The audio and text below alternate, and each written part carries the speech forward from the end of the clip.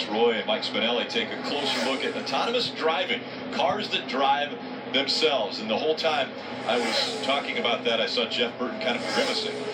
Because you're a driver, because, you know, Jeff Burton drives, you don't want to see a car that drives itself? No.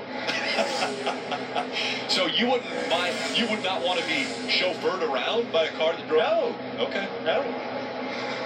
It's awesome. Of course he doesn't. Blake Koch back here still in the garage area. Talk about all in from RCR. Lucas cutting that right front fender away. Sprint Cup Series crew chief Slugger Labby all in from RCR out down here helping the 11 team.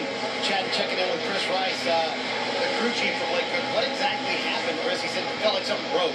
Yeah, well, it blew the right front, so we obviously hit something. We'll diagnose it and get into it. This was a new car to us, so you know what? We're going to dig deep. We got a Charlotte car as a backup. Blake's been doing an excellent job. The lead filter guys, we'll be fine. Just a little bump in the road, but it's a chase, so we'll overcome it. You all have a smile on your face. I saw you call Blake into the hauler for just a moment. What did you want to say to him? I just wanted to tell him what we thought had happened, and you know, until we diagnose it, I don't know 100%, so it would not be a true statement. So just want to make sure he was fine. He is my buddy, no matter what happens here in the chase. So he's all good, and I'm looking forward to running 151 this weekend. And Rick, a team certainly reflects their leader, don't they? And you can tell Chris Rice still smiling through all this. Obviously a big setback for this race team in the championship hunt, but Blake Koch, same attitude, positive attitude, even though they had this big setback here early in practice.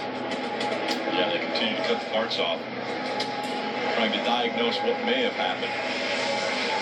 22, Brad Keselowski behind the wheel. And moments ago, this is what happened to him. Look at this.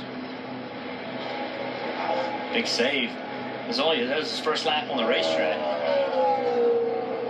So you got loose getting in the corner and just chase it all the way around the corner.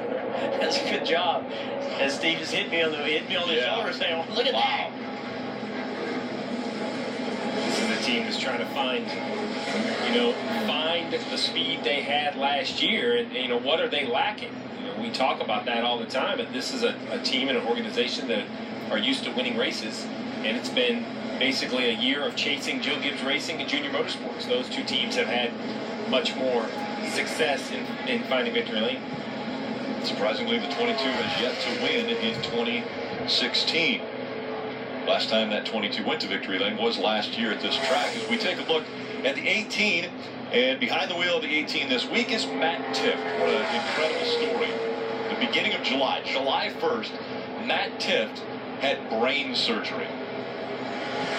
And then he has been able to come back and get behind the wheel of a race car once again and be competitive. And it was fun to follow along with Matt because he had such a great attitude about this, and he was able to communicate a little bit with Dale Earnhardt Jr., who about the same time was getting out of the car. So the two talked about the recovery and how that was going to be. But what a great story. Matt Tifft goes from brain surgery to back behind the wheel. Yeah, remember, they just announced just a few days ago that he was going to drive for Gibbs full time next year. So full circle, right? I mean, who would have thought it that when those pictures were being taken that Matt Tifft would be announcing not long after those pictures that he would be going full-time Xfinity racing with the best team in the Xfinity Series.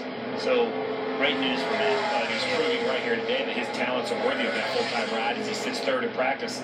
Kyle Larson first, then it's Suarez, Tifft, and Eric Jones, the three Gibbs cars, with Tifft right in the middle of who we consider perhaps our championship favorites of Daniel Suarez and Eric Jones. So I think that he's just proving once again here today. He's more than just a good kid with a great story. He's also a remarkably talented young man. Yeah, I think one thing, too, that a lot of people realize, I mean, it's a blessing to be able to drive this equipment. I mean, we know how good the Gibbs equipment is, but the negative is you're immediately compared to Kyle Busch. Sure. You know, like, well, Kyle can win in it. You know, right. People all of a sudden think that every young guy that sits in a fast race car should win races, and it takes a while for drivers to develop, and drivers develop at different phases. We go back, think about Joey Logano. A lot of people wanted to give up on Joey Logano. a year or 2 years later, he's contending for championships. So you have to have patience. Even though they're driving good equipment, you still have to understand that these drivers are going to need time to develop. Well, and if you're Matt Tiff's teammate Eric Jones, I think you have to be excited that Kyle Busch isn't in that 18. This is a car that's tied at the cut line. He needs to go out and win a race for more than just the points. I think he needs to go back to victory lane to reestablish himself, reestablish the confidence. And Kyle Busch, the winningest ever driver in this series, not being in the race changes the dynamic for the chase in the Xfinity Series. While there is still Kyle Larson and Kevin Harvick and drivers that can win, Sprint Cup drivers that can win, Kyle Busch being removed definitely puts the odds back in the Xfinity regulars' favor. Absolutely.